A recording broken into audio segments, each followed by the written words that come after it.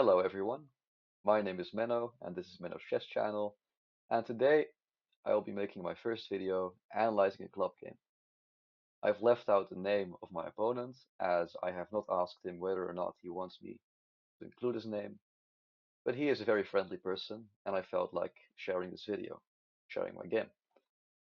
The first move he made, I was black as you can see, was e4, a very normal move which opens his bishop, his queen, gains control of some squares, and simply takes the center. I responded with my favorite move, which is e6. Now, as opposed to e5 and c5, this move allows the move d4 where I cannot capture the pawn. So he plays d4, taking the full center, a very principled move. But the point of the French defense is to play d5, counterattacking in the center, when e6 has prepared this. Now white has multiple options. He can play knight to c3, which defends his e4 pawn, when there are variations in which the knight is either pinned with bishop to b4, the pawn is taken, or even knight to f6, provoking the move e5. These are, of course, options, but he did not play this today.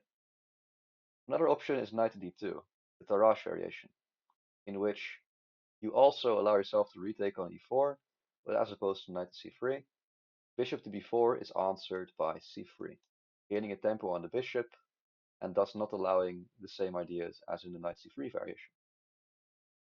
You can also take the pawn, where there is a symmetrical pawn structure, meaning there are no differences.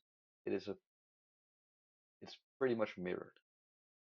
This leads to games where white has the first move and thus a small advantage, but it's also very easy for black to develop his pieces, especially because due to this pawn taking, this bishop now opens.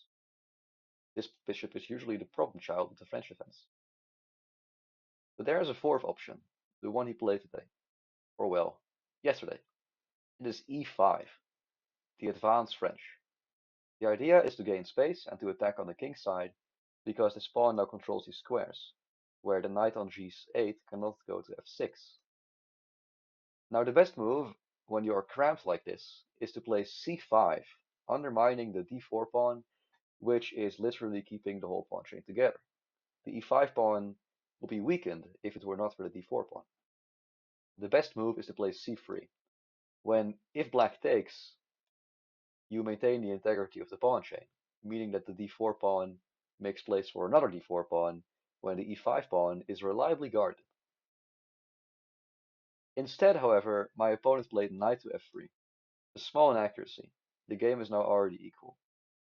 I took the pawn, because, well, then the e-pawn becomes weaker. And here he could have taken with the queen, where I would attack the queen at some point, as it's misplaced. The queen being in the center means I can simply develop my pieces with tempo. So he took with the knight, a better move. And I played a computer-supported idea, which is to put my knight on e7, preparing to go to g6 to pressure the weak pawn, when f4 would weaken his position, also preventing bishop to f4, as the knight can then take it, but also preparing knight b to c6, removing his knight from the center, while adding pressure to this weak pawn. But instead of doing anything about this or strengthening his position, he played a check, which confused me. Of course, I will not block with the queen, and blocking with the e7 knight would mean that my knight could only go to a6 or d7. Trading bishops here would lead to me recapturing in a way which would be rather awkward, as the queen likes this diagonal and the knight wants to go here. So I blocked with my b knight. Now if he takes to the knight, I simply gain time on the bishop. When if he takes with the bishop, I get a mobile pawn center as well, but I also simply win the bishop pair, as I have two bishops and he has one, which is an advantage in many cases. Instead of that, however, he played bishop to g5, pinning my knight. The idea is if I play a6, he takes, and he threatens my queen, so I must respond, and I cannot take with my knight, as my knight is pinned.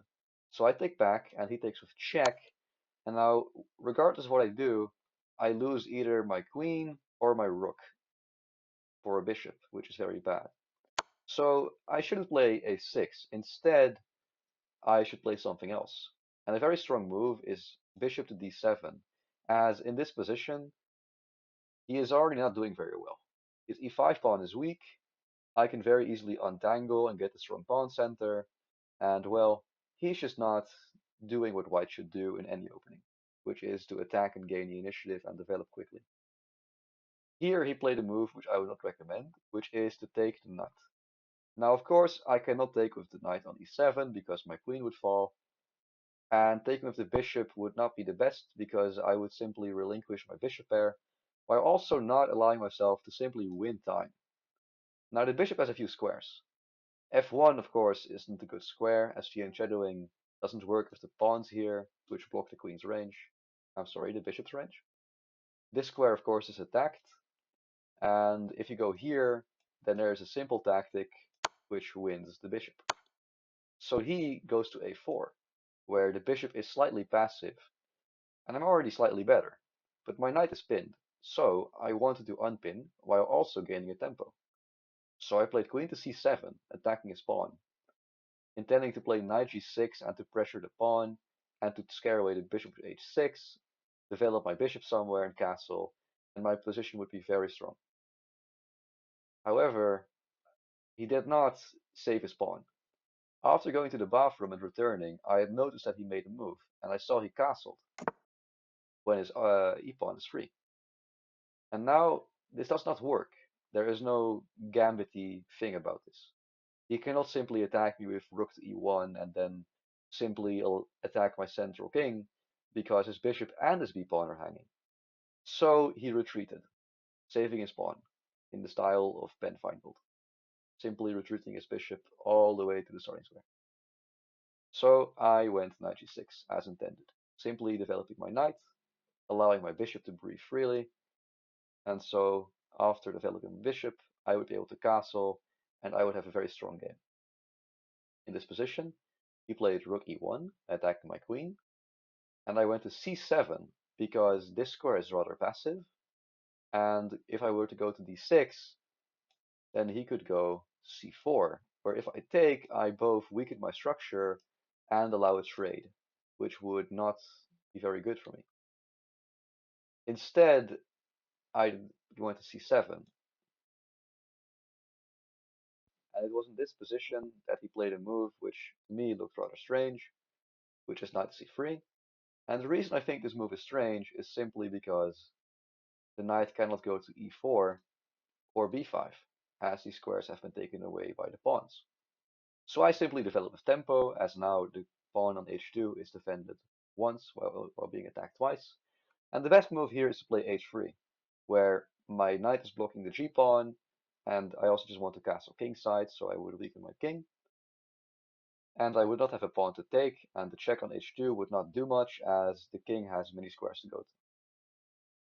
So he went h3 instead, which is a strange move, and now I'm simply winning, because the idea of f5, f4 is very strong, where my bishops can really start attacking him. But first I castled. I simply wanted to have a safe king. And it was in this position that my opponent played a move which is actually a very instructive mistake.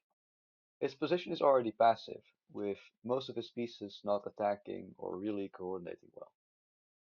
But he did develop one of his pieces, so it was actually simply in the wrong way. He played bishop e3. In positions where two pieces are set up like this, where a pawn can attack both, usually material is won, or at least you can threaten to win material. In this case, however, if I were to push the pawn would be taken as it is attacked twice, and there is no pawn to support this pawn. Since I wanted to attack on the king side and open my bishops, the move e5 was a nice move. This threatens to play d4, winning the piece, while also opening up my bishop to the light squares. It was in this position that he had to move one of his pieces, as I would take one of them if he did not respond. So he played knight to e2, a rather passive move, which might actually support f4 in the future, which is a good move when you are being attacked like this. So here I played f5, threatening to go to f4. The thing is, though, he could have played f4, where I am stopped in my tracks, but I still have a very strong attack, as I will win the pawn, as there are one, two, three, four attackers, and one, two, three defenders. And I would still, again, have a very strong attack. He did not play this, however. Instead, he played a very strange move, c3. And I asked him why afterwards, and he said he wanted to push b4, which to me doesn't seem like a very potent idea, as, well, what are you going to do there? Everything is defended, and by the way, your king is here and I am attacking you. So I played f4, gaining tempo on his bishop, and if he were to take and take, he would still have to retreat, and I would push my pawn to f3, attacking him with my pieces. He did not take the pawn, however. Instead, he went to c1, which is a very big mistake. And the funny thing here is three of his moves actually doomed him. One of these moves is this move. There is a tactic here, and if you want to pause the video, I will give you some time now, because, well, it is a very nice way to finish the game. The move is f3. The g3 pawn takes away the g3 square, the c3 pawn takes away the c3 square, the king takes away the g1 square, the bishop, which just moved, took away the c1 square, and these squares are covered by one pawn. The knight is lost, he resigned the game. I'd like to thank you for watching. This is the first video I've ever made on chess. I have been playing this game for 8 months, and I love it. If you have any suggestions, any tips, or anything to say, then please comment down below. The comments are enabled, and I would love to see you again. Have a very nice day. Goodbye.